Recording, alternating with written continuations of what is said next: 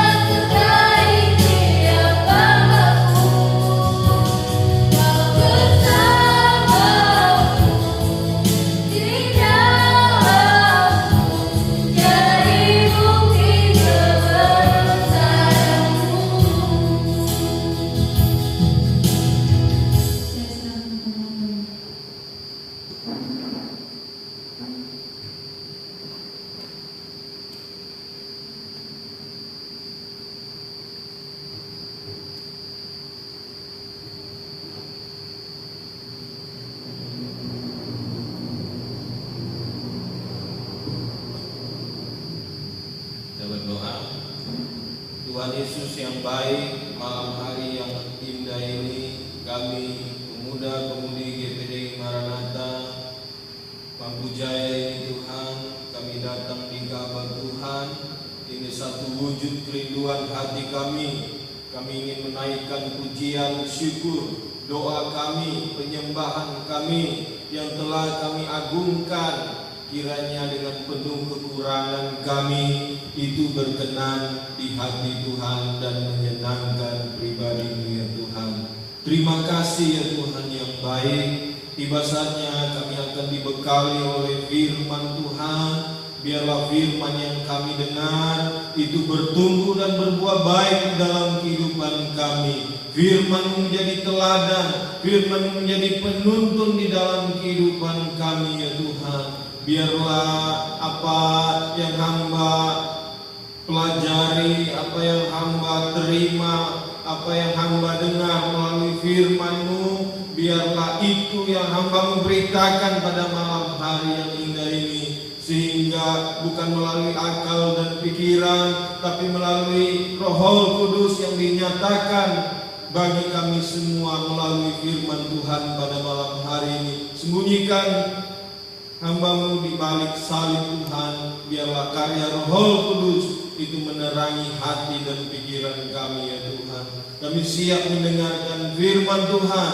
Ini doa kami mengucap syukur di dalam nama Tuhan Yesus Kristus. Haleluya, amin. Puji Tuhan. Salam sejahtera dalam kasih Tuhan Yesus Kristus. Ya, pada malam hari ini kita boleh kembali sebagaimana kita ada sampai hari ini ya. Mungkin banyak orang tidak bisa menikmati kesempatan seperti kita, bisa ada di pelataran Tuhan. Mungkin di luar sana mereka hanya dari rumah, karena begitu pesatnya meningkatnya virus-virus yang ada di tahun 2022 ini. Pada sampai bulan Februari ini kita melihat perkembangan virus Omikron yang begitu tinggi ya, sehingga melanda bukan hanya negara Indonesia tapi sampai ke seluruh penjuru dunia ya. Untuk itu marilah kita memiliki Tuhan. Kita menyadari Tuhan begitu baik memberikan kita kesempatan kita masih bisa hidup, kita bernapas, kita masih punya keluarga, kita masih bisa beribadah, itu semua kebaikan Tuhan. Ya, kalau saya lihat berita berapa minggu yang lalu ya, atau berapa hari yang lalu, kita lihat seorang model ya, dia berumur 35 tahun, belum sangat tua ya, masih muda, 35 tahun. Ya, seorang model ini loncat ya dari apartemen Kalibata City ya, dari lantai 4 loncat dan akhirnya mati ya. Dia loncat akhirnya mati. Kenapa di tahun 2022 ini bukan hanya virus yang berkecamuk, tapi pemikiran orang semakin hari semakin banyak proses masalah, semakin banyak proses kehidupan yang membuat orang stres ya. Bukan hanya melanda pekerja-pekerja, tapi melanda setiap orang, mau baik orang tua, mau baik orang muda, maupun anak-anak ya, terbatas semua. Maka untuk itu kita percaya kalau kita ada di tahun 2022 ini, marilah kita betul-betul sungguh-sungguh menerima hadirat Tuhan, menerima firman Tuhan, menerima kebaikan Tuhan. Jangan kita sia-siakan waktu. Ya, tidak memperlama penyampaian saya akan menyambung melalui firman Tuhan. Ya, kita buka di dalam Kisah Para Rasul, Kisah Para Rasul 1 ayat 22. Kisah Rasul 1 ayat 22.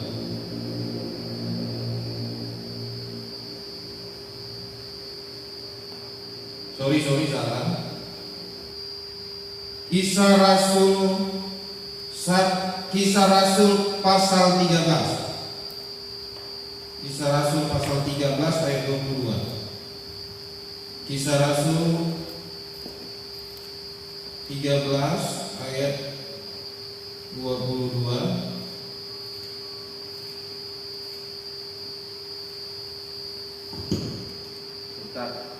Baterainya habis ya.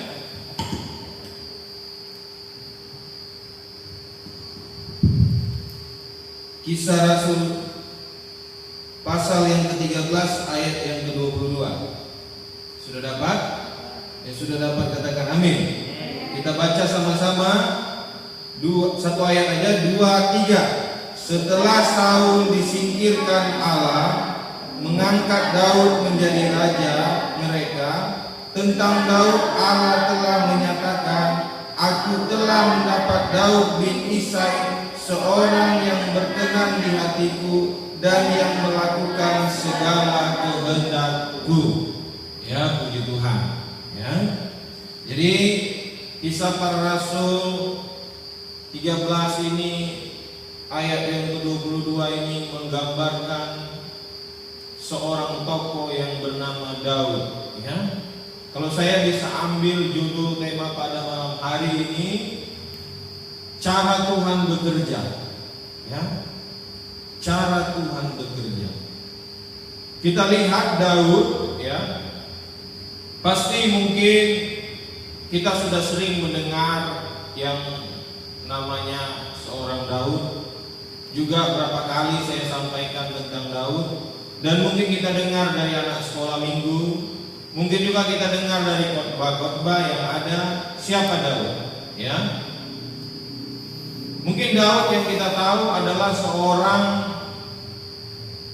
gembala miskin ya di Bethlehem, ya, mengembalakan 2-3 ekor kambing domba, ya. Dia hidupnya di padang, ya. Kita tahu padang kalau saya sederhanakan itu di kebun, ya. Jadi saat ini yang kita ngerti itu di kebun, ya, yang mudah kita pahami. Jadi Daud dia mengembalakan domba itu di kebun, ya. Kenapa saya bisa katakan miskin? Alkitab itu sangat jujur karena dia hanya mengembalakan 2-3 ekor kambing domba. Ya. Kalau zaman dulu orang yang disebut kaya orang yang memiliki banyak ternak. Ya.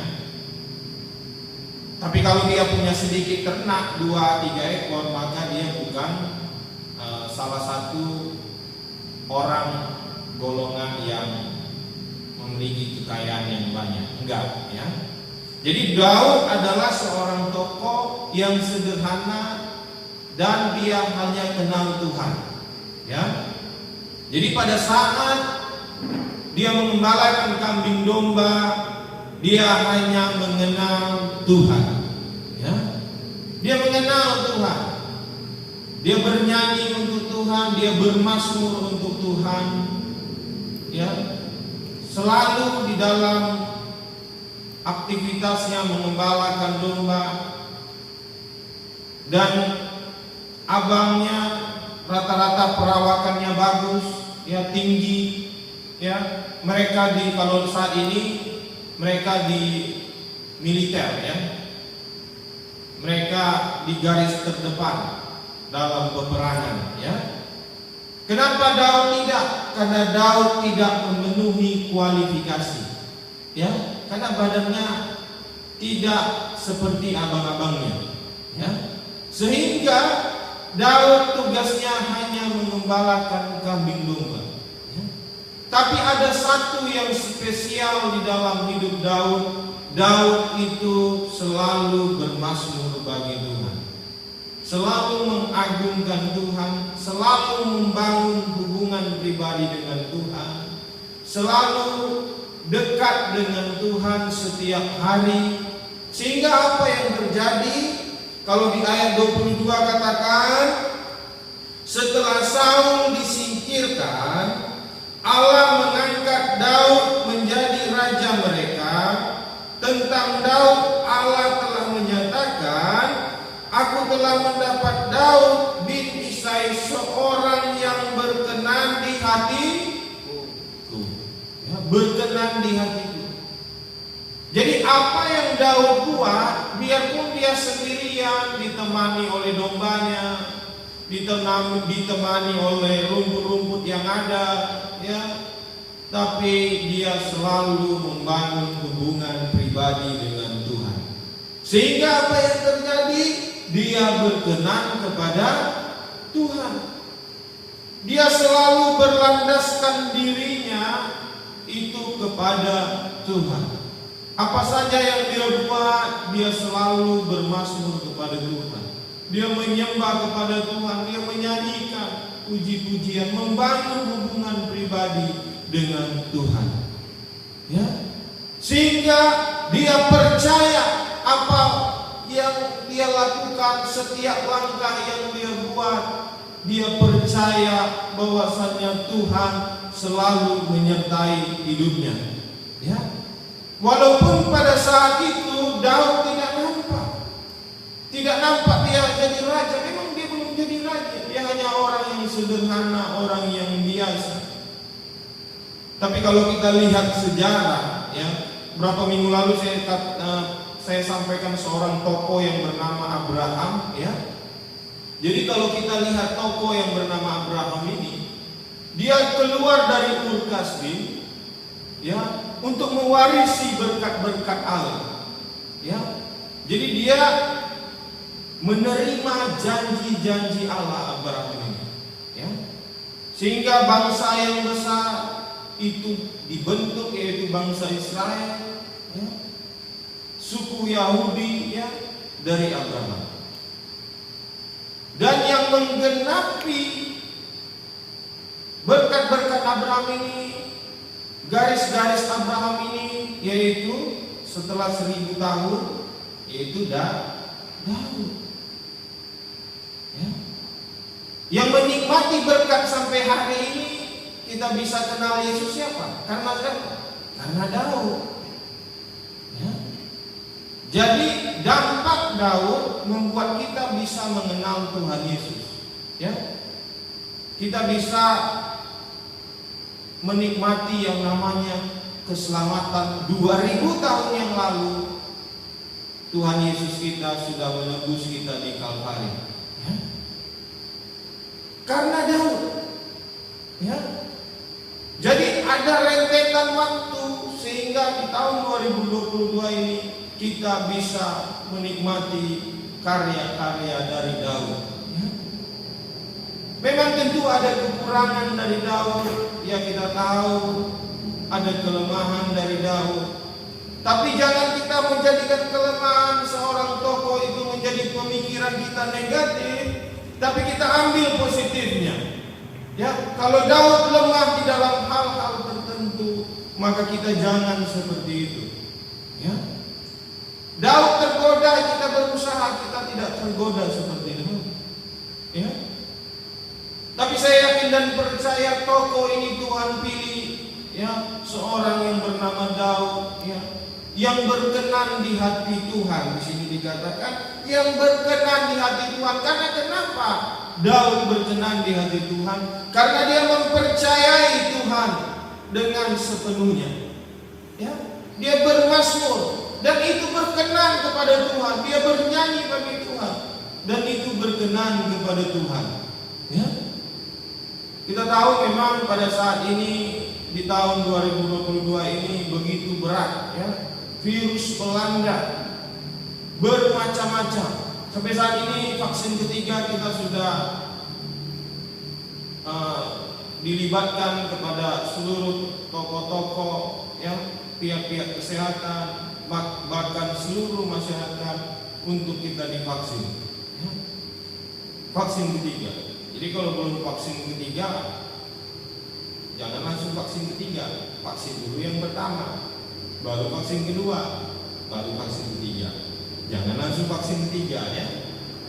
Jadi kita harus sampaikan kalau belum vaksin pertama kali, ya sampaikan dengan jujur, sehingga pihak kesehatan, pihak medis bisa memvaksin kita sesuai dengan kebutuhan, ya. Jadi virus di tahun ini semakin hari semakin berkembang. Sudah banyak yang dirawat, ya. Orang semakin stres, very hard. Kita tahu model Novi loncat dia, ya, dari apartemen lantai 8, bukan pendek, lantai 8 tinggi. Dia lompat, ya. Karena apa? Karena stres. Marilah kita pemuda-pemudi, mungkin tantangan kita dalam pertandingan di sekolah, ya. Tapi bukan berarti stres membawa kita semakin mundur. Tapi kita harus semakin maju, ya. Kenapa Daud maju? Kalau kita buka di 1 Samuel 17, itu temanya, ya, kita tak usah baca, tapi temanya saja, ya, itu tentang Goliat, ya, tentang Goliat. Jadi Goliat ini Tuhan hadirkan bersama dengan tokoh Daud. Ya, kenapa Tuhan hadirkan Goliat? Jadi kalau tanpa Goliat, Daud hanya seorang gembala miskin yang cinta Tuhan, yang dekat dengan Tuhan, yang mengembalakan hanya 2-3 ekor kambing domba. Tanpa Goliat, Daud itu hanya orang biasa. Kenapa saya bisa katakan ini? Karena dengan Goliat itu rencana Tuhan. Goliat itu Tuhan kirim supaya Daud itu bisa naik level, ya. Bukan orang sederhana atau orang biasa saja. Dia akan menerima janji-janji Abraham itu, ya. Janji-janji Allah terhadap Abraham, dia akan menerima itu. Jadi tanpa Goliat, ya, itu cara kerja Tuhan. Jadi makanya saya menyampaikan judul tadi, yaitu cara kerjanya Tuhan. Cara kerjanya Tuhan menampilkan sesuatu yang namanya tantangan, ya, tantangan. Jadi Daud, dia diberi tantangan yaitu Goliat. Ya, kita tahu kisah ini, ya. Daud berperang melawan orang Filistin, ya. Orang Filistin tersebut ada satu tentaranya yang sangat kuat yang bernama Goliat. Ya. Sehingga Daud mengalahkan Goliat dengan ketapelnya, ya. Dan akhirnya mereka bangsa Israel menang dalam peperangan. Ya. Jadi Tuhan terkadang bekerja dengan caranya, ya, memberikan kita satu tantangan, ya, sehingga ada peningkatan level, ya, ada peningkatan kemampuan, ada peningkatan berkat, ya. Jadi tantangan perlu di dalam kehidupan kita, ya. Seperti Goliat, tingginya 6 hasta, bukan pendek, ya. Badannya besar. Daud kecil, ya. Tapi itu cara kerja Tuhan. Kita lihat mungkin Goliat secara kasat mata tidak mampu mengalahkannya. Begitu juga waktu kita melihat keadaan tantangan kita, waktu mungkin kita di sekolah, ya, kita diperhadapkan dengan yang namanya pertandingan, ya, atau olimpiade. Kita diperhadapkan dengan satu tantangan untuk kita meraih yang namanya kemenangan. Persoalannya, waktu kita mau menghadapi tantangan itu, apakah kita langsung mengalah tanpa kita berjuang, ataukah kita berjuang menghilangkan pemikiran untuk mengalah? Ya. Kalau ada tantangan, bukan kita menghindar. Ada olimpiade, ada pertandingan, kita maju. Tapi kita harus mempersiapkan diri. Bukan kita menghindar. Kalau kita menghindar, kita tidak akan naik level, ya. Kita tidak akan mempercayai firman itu berkuasa di dalam hidup kita. Tapi kalau kita memahami tantangan itu sebagai berkat di dalam hidup kita, maka kita akan menjadi orang yang naik level di hadapan Tuhan, ya. Kemampuan kita bertambah, ya. Karena kita tahu bahwasanya Tuhan kasih kita tantangan untuk kita semakin meningkat. Meningkat di dalam hal apa? Bukan di dalam hal berkat-berkat saja, tapi iman, kepercayaan kita. Waktu kita diuji, iman kita timbul, ya. Jadi waktu kita diuji, iman kita timbul. Apakah kita semakin percaya kepada Tuhan, atau kita tidak percaya lagi, atau kita ragu-ragu, ya. Waktu kita ditinggalkan orang yang kita sayang, misalnya papa, mama meninggalkan kita, mungkin meninggal, tentu sedih. Kita mau larut di dalam kesedihan, atau kita berjalan terus, ya. Ataukah kita ditinggalkan oleh seorang sahabat, oleh seorang kekasih, memang sakit. Siapa bilang tidak sakit ditinggalkan orang yang kita sayang? Sakit, ya. Tapi kita tidak boleh larut di dalam kesakitan itu. Anggaplah itu tantangan untuk kita menerima berkat kebahagiaan, ya. Jangan kita buat stres itu berlarut-larut, maka dia akan menimbulkan penyakit-penyakit yang ganas, ya. Sehingga waktu kita stres, maka ginjal kita akan terganggu, ya. Makanya firman katakan, hati yang gembira adalah obat. Jadi kita harus gembira. Memang bertitik tolak belakang dengan kenyataan. Waktu kita menghadapi hal yang sulit, kita harus bergembira. Bergembira dalam artian apa? Kita harus melakukan firman Tuhan. Di setiap tantangan kita taruh firman Tuhan, maka kita bisa bergembira akan hal itu. Seperti ayat ini katakan selanjutnya, dan yang melakukan segala kehendakku, ya. Jadi Daud melakukan segala kehendak Tuhan. Apa kehendak Tuhan? Kehendak Tuhan yaitu firman Tuhan, ya. Jadi lakukanlah kehendak Tuhan. Jadi bukan hanya mempercayai Tuhan, masuk di dalam hubungan pribadi dengan Tuhan, menyembah, memuji, berdoa, bermazmur bagi Tuhan. Bukan hanya mempercayai Tuhan secara pribadi, tapi kita harus mengalami namanya ujian itu, sehingga kita semakin terasa, semakin menjadi biji emas yang murni. Jadi waktu kita mengalami itu, kita hanya bisa katakan Tuhan selalu beserta denganku, ya. Tuhan beserta dengan kita. Apapun keadaan kita, Tuhan beserta dengan kita. Waktu kita melangkah menghadapi tantangan, kita harus menjalankannya sesuai dengan kehendak firman Tuhan, ya.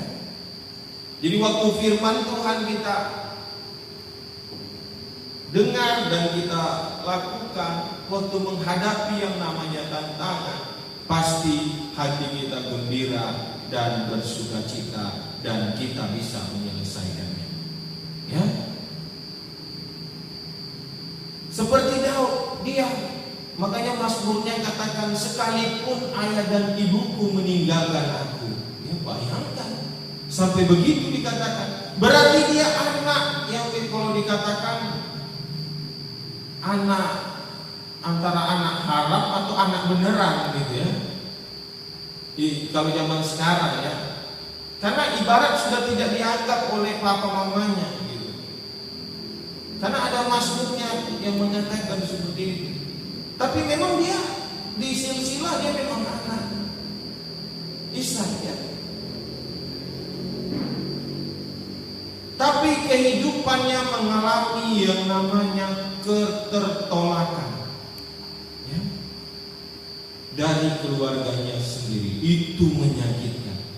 Jadi waktu misalnya saya kasih contoh pada saat ini, kalau kita sekolah, ya, kita berjuang, ya, terus kita bekerja, kita berjuang, terus apa yang kita raih tidak pernah keluarga kita atau orang tua kita itu merespon dengan positif. Selalu dengan omelan mungkin tidak dihargai, dan itu tentu sakit karena itu datangnya dari keluarga kita, dari orang tua kita. Itu sakit, ya. Kalau diejek dari orang luar, kita masih bisa menguasai keadaan kita. Tapi terkadang kalau diejek dari dalam keluarga kita sendiri, itu hal yang paling sakit. Tapi waktu kita mengalami kesakitan itu, kita jangan semakin mundur di hadapan Tuhan. Kita harus semakin eksis. Kita harus semakin maju, menganggap tantangan itu sebagai berkat, ya. Karena tidak selamanya Tuhan ciptakan hanya saja air mata, tidak ada tertawa, ya. Tuhan ciptakan air mata, Tuhan ciptakan tertawa supaya kita bisa tertawa. Tidak ada orang di dunia ini kalau sedih nangis terus, ya, tanpa berhenti, ya. Makanya Tuhan ciptakan kita tertawa. Jadi kalau kita tidak mau tertawa, itu salah satu kebodohan di dalam hidup kita, ya. Karena itu berkat Tuhan, ya. Jangan kita larut di dalam yang namanya tantangan. Mungkin kita sekolah uang pas-pasan atau kadang kekurangan, ya. Bukan itu jadi hambatan untuk kita terus berdikari. Kita harus terus melangkah, ya. Karena waktu tidak bisa kembali lagi, ya. Makanya istilah dunia katakan time is money. Waktu adalah uang. Kalau saya bisa katakan time is time. Waktu adalah waktu. Money is money. Uang adalah uang. Karena kenapa? Kalau waktu itu dia sudah berjalan, dia sudah lewat, dia tidak bisa lagi kembali. Tapi kalau uang yang kita habiskan hari ini, ya, kita mau kembalikan besok dengan pemikiran kita, dengan usaha kita, dengan pekerjaan kita, minimal bisa kembali setengah atau separuh, ya. Tapi kalau waktu dia sudah lewat, ya lewat, tak bisa kita kembalikan. Ya. Jadi gunakanlah waktu sebaik-baik. Waktu kita menghadapi yang namanya tantangan, jangan kita ambil tali, masuk kamar, ikat di atas, gantung di diri, jangan. Ya, kalau diputus pacarnya, jangan ambil tali, kunci kamar, ikat di atas, masukkan di kepala, lalu selamat tinggal orang yang tersayang. Bukan begitu cara kerjanya. Ya.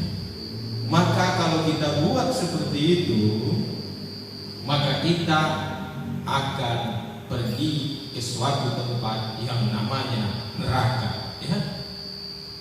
Kita bukan pergi ke surga, karena membunuh diri itu bukan kehendak Tuhan. Ya. Karena setiap masalah di dalam dunia ini pasti ada jalan keluarnya. Jalan keluarnya apa? Yaitu firman Tuhan. Kita boleh sayang, ya.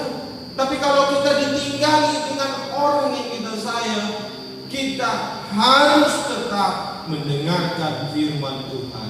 Kita tetap melakukan kehendak firman Tuhan seperti Daud lakukan. Dia melakukan kehendak yang daripada Tuhan, sehingga dia menjadi raja, memimpin bangsa yang besar.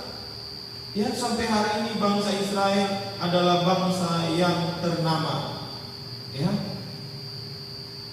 Jadi marilah, keadaan apapun yang terjadi di dalam hidup kita, kita harus percaya Tuhan itu masih memberikan kita kesempatan sampai pada hari ini kita bisa menikmati berkat-berkat Tuhan. Apa berkat-berkat Tuhan? 1, kita bisa hidup. 2, kita bisa bernapas. 3, kita masih bisa makan. 4, kita masih bisa melayani Tuhan. 5, kita masih bisa berjumpa dengan keluarga. Ya, biarlah berkat-berkat itu selalu kita nikmati, bukan menjadi sungut-sungut, menjadi omelan, menjadi membuat kita tidak bersyukur akan kebaikan Tuhan. Biarlah kita mudah, kita semakin semangat dalam pelayanan Tuhan, seperti Daud semangat. Ya, walaupun dicela, dia tidak masuk daftar, tubuhnya itu sesuai dengan lelaki berani pada saat itu, ya. Tapi dia tetap berjalan sesuai dengan kehendak Tuhan, tetap bermasmur ke Tuhan, tetap menyembah Tuhan, tetap membangun hubungan pribadi dengan Tuhan, tetap mengandalkan Tuhan, sehingga dia berkenan di hati Tuhan. Ya. Biarlah kita berkenan di hati Tuhan. Bagaimana kita berkenan di hati Tuhan? Kita harus mempercayai Tuhan dengan sesungguh-sungguhnya. Ya. Zaman sekarang kemajuan teknologi IT yang begitu pesat, ya, sehingga orang budaya materialisme itu semakin tinggi. Mau makan di foto, ya, mau ke pantai di foto, ya, mau ke mall di foto, mau ke gereja sepatunya biru di foto, dan jasnya biru di foto. Ya. Budaya-budaya itu semakin hari semakin hal yang biasa. Karena teknologi itu Tuhan kehendaki juga. Umatku binasa karena, kata firman, umatku binasa karena tidak berpengetahuan. Jadi kita butuh pengetahuan, kita butuh teknologi, tapi teknologi tidak menguasai kita. Kita harus menguasai teknologi. Filternya gimana? Filternya Roh Kudus. Saya tidak bisa memfilter saudara-saudara sekalian, pemuda-pemuda sekalian, siapapun yang mendengar firman ini, saya tidak bisa memfilter. Yang memfilter setiap kemajuan-kemajuan teknologi ini yaitu Roh Kudus. Ya. Pemerintah coba menutup kemajuan teknologi, Salah satu contohnya beberapa tahun lalu Dewan RI mencoba menutup yang namanya YouTube. Tapi YouTube tak bisa tertutup sampai saat ini. Ya, berarti itu kehendak Tuhan dong. Siapa lagi? Pemimpin negara Amerika, ya, pemimpin dunia. Karena kalau yang menang perang dunia kedua, maka dia yang akan memimpin dunia. Siapa dia? Amerika.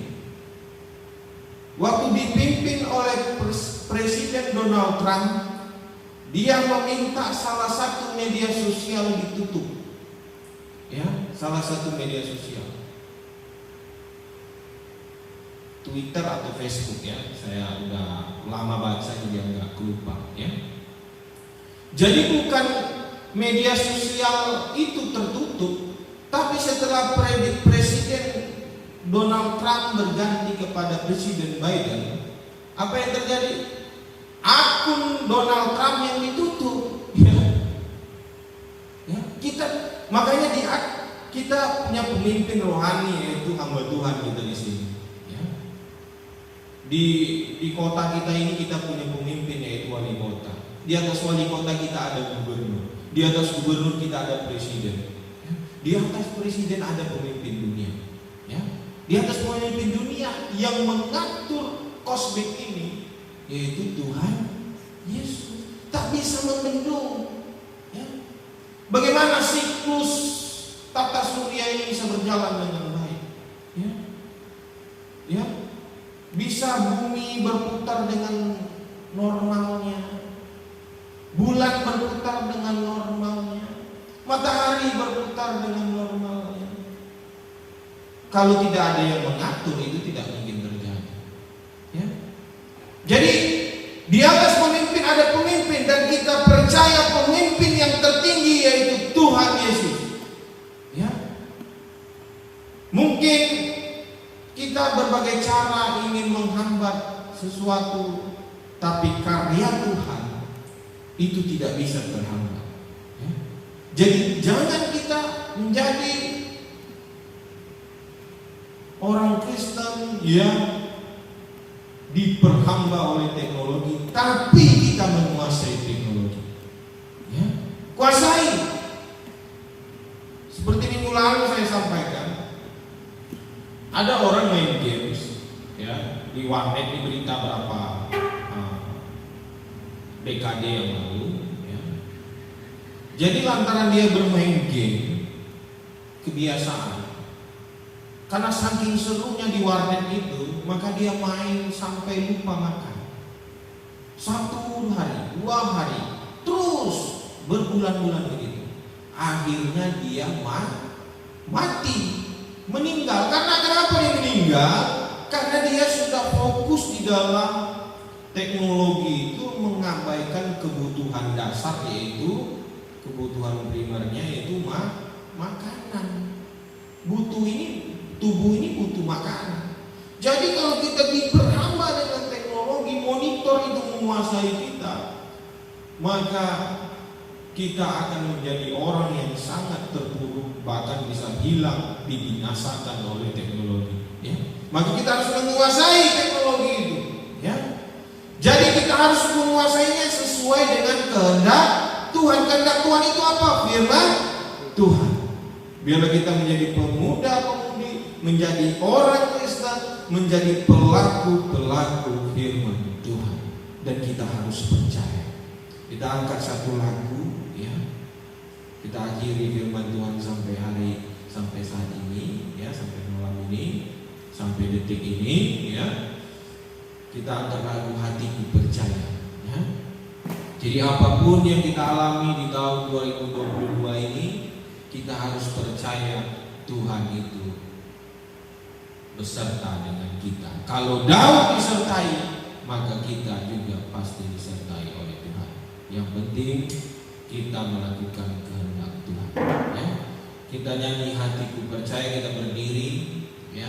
Kita harus mempercayai Tuhan,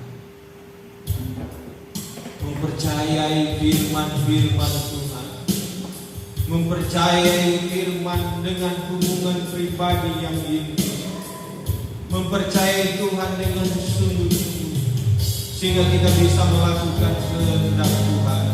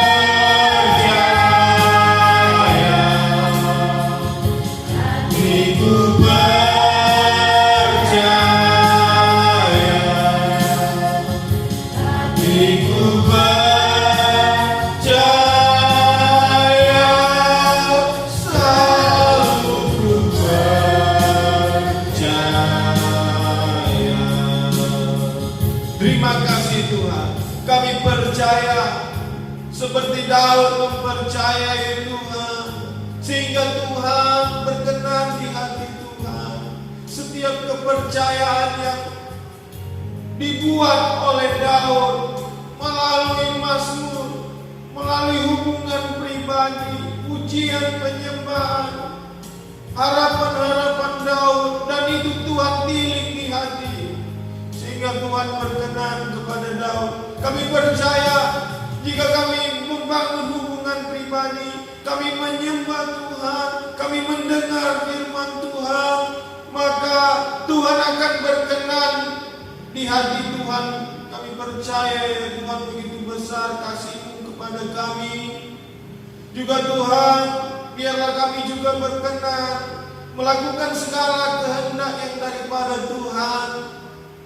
Kami percaya ya Tuhan, apapun yang kami alami, problema, tantangan di masa-masa yang sulit ini, kami percaya Tuhan pasti memberikan kami jalan keluar sesuai dengan firman Tuhan, sehingga kami melaksanakan segala sesuatu tantangan. Kami bersuka cita, kami bergembira karena ada firman Tuhan yang menyelesaikan segala keadaan di dalam hidup kami, sehingga kami sehingga kami sesuai dengan kehendak yang daripada Tuhan.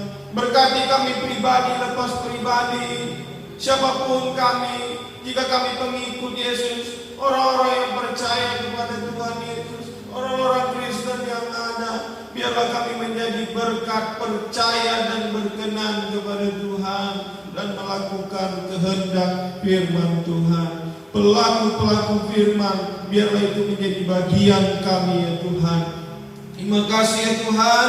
Tiba saja Tuhan, kami akan memberikan persembahan kami, besar kecilnya Tuhan tilik di tempat yang maha tinggi. Biarlah setiap persembahan kami digunakan untuk segala aktivitas rohani, perkembangan rohani, kegiatan-kegiatan pelayanan yang membutuhkan dana-dana.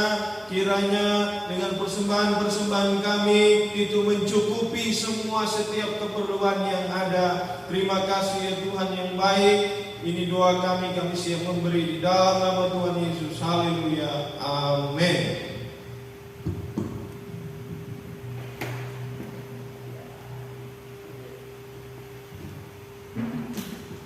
Puji nama Tuhan, kita akan memberi persembahan kita akan satu pujian dan segalanya.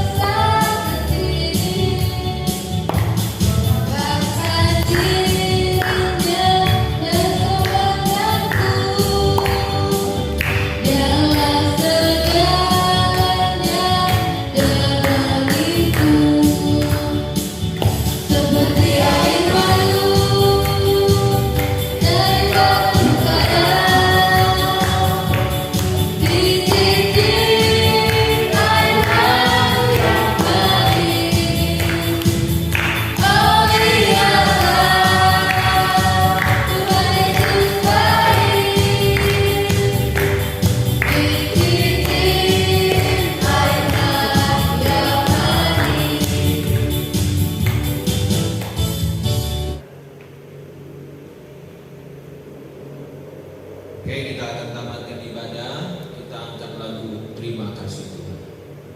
Kita berdiri.